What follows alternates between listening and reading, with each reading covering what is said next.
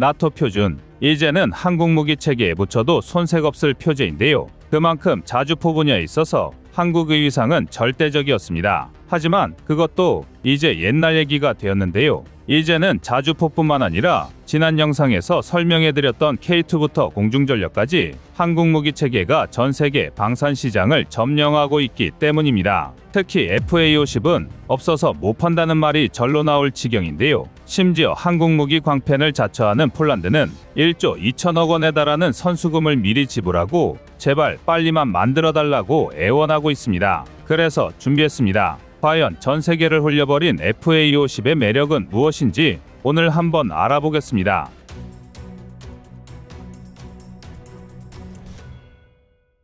AIM-9 사이드와인더, AGM-65 매버릭 등 공대공, 공대지 미사일을 탑재한 FA-50은 이미 수차례 단거리, 중거리 임무에서 탁월한 성능이 입증된 대한민국의 자랑스러운 초음속 경공격기입니다. 실제로 우리 공군의 로우급 전투기로서 가장 신뢰도 높고 안정적인 성능을 자랑하는데요. 그런데 최근 FA-52 성능을 미들급으로 끌어올릴 블록 20 개량 계획이 발표되면서 전 세계 방산 시장에 초비상이 걸렸습니다. 사실 그 전까지만 해도 FA-50에는 다소 애매하다는 평가가 줄을 이뤘습니다. 훈련기로 사용하기에는 지나치게 스펙이 좋고 그렇다고 주력 경공격기로 사용하기에는 어딘가 아쉬운 부분이 많다는 이유에서였습니다. 그러나 시대가 지나고 하이급 전투기의 전반적인 성능이 강화되면서 더욱 높은 스펙의 훈련기가 필요해졌는데요. 여기에 카이가 미 공군의 고등전술을 연기 사업을 계기로 FA-50의 수출 상품성 제고를 위한 성능 개량 프로그램 계획, 즉 블록 20 개량 계획을 발표하자 상황은 대반전을 맞이했습니다. 세계 여러 국가에서 FA-50의 성능에 주목하기 시작한 건데요.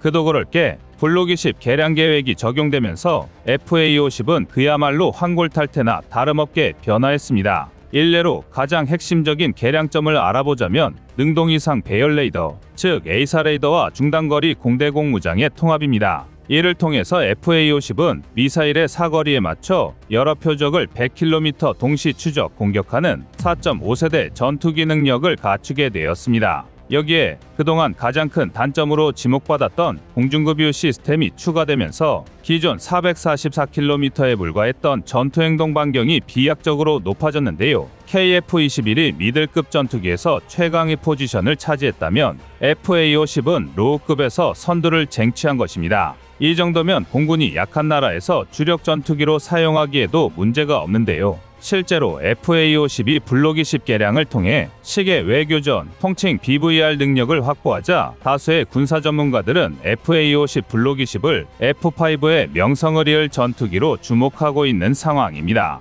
F5는 쉬운 정비성, 저렴한 가격, 편한 조종 난이도를 가치로 내걸고 수십 개의 미국 동맹국에 판매가 되었는데요. 대한민국도 그 중에 한 나라였고 현재도 무려 19개국에서 현역으로 운용할 만큼 훌륭한 전투기입니다. 오죽하면 F5의 이명이 프리덤 파이터일 정도인데요. 이는 이름처럼 자유와 민주주의를 위해 싸웠던 F5의 훈장입니다. 그리고 이런 상황은 FA-50과 함께 말레이시아에서 다시 연출되고 있습니다. 말레이시아는 경공격기와 훈련기 36대를 도입하기 위해 2021년 10월부터 본격적인 입찰을 시작했는데요. 후보 기종으로는 한국의 FA-50과 인도 테자스, 중국 FC-1, 터키 헐제 등이 올랐습니다. 하지만 말레이시아는 자국에서 물량 일부를 생산할 것, 중거리 공대공 미사일 운용이 가능할 것, 공중급유가 가능할 것을 요구 조건으로 내밀었는데요. 이를 만족하는 건 한국, 인도, 터키 3개국이 유일했습니다. 그리고 이 세 국가의 FA-50 테자스, 헐젯은 2022년 중순까지 치열한 경쟁을 펼쳤는데요. 그러나 FA-50 블록 20의 A사 레이더와 AIM-120 암남 탑재가 결정되면서 말레이시아의 선택은 이미 끝난 것으로 보여집니다. 그렇습니다.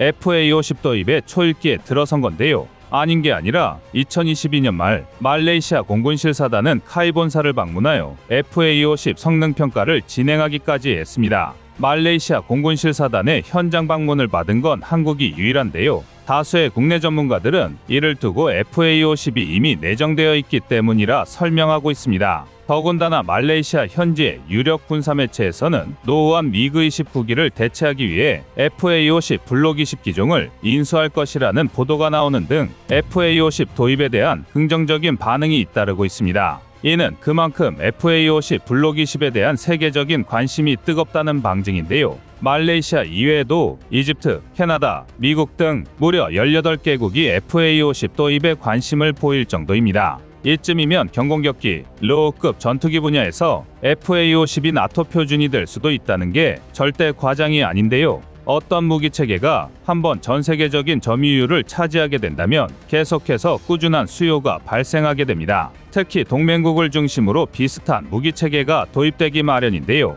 국가안보에 직결되는 분야인 만큼 검증된 무기체계를 도입하려는 경향이 크기 때문입니다. 실제로 중동에서는 이미 대한민국의 무기체계가 베스트셀러로 자리 잡고 있습니다. 무엇보다 방산시장의 큰손이자 세계 최대 무기 수입국인 사우디아라비아가 한국산 대공화기에 매우 큰 관심을 보이고 있는데요. 사우디는 그간 미국산 무기 구매에 치중하느라 한국에게는 미개척 시장이었습니다. 하지만 지난 1월 예멘 내전 개입을 이유로 미국산 무기 수입이 금지되자 사우디는 자주국방 역량의 필요성을 절감했고 무기 판매와 함께 제조 기술을 전수할 기술력을 갖춘 국가를 찾아다녔습니다. 그리고 그 결과가 바로 대한민국인데요. 지난 2022년 11월 현재 사우디에서 가장 큰 실권을 쥐고 있는 무함마드 빈 살만 왕세자가 방한을 결정한 것도 한국과 방위산업 협력을 강화하기 위함이었던 것으로 파악되고 있습니다. 또한 사우디 자주국방 실현을 목적으로 2023 경제개발 계획을 추진하는 사우디 투자부가 한국의 LIG 넥스원과 방산협력 양해각서를 체결한 것도 같은 이유 때문인데요. 현재 사우디는 예멘 반군의 탄도미사일과 드론 공격에 대응하기 위하여 요격 시스템이 절실한 상황입니다.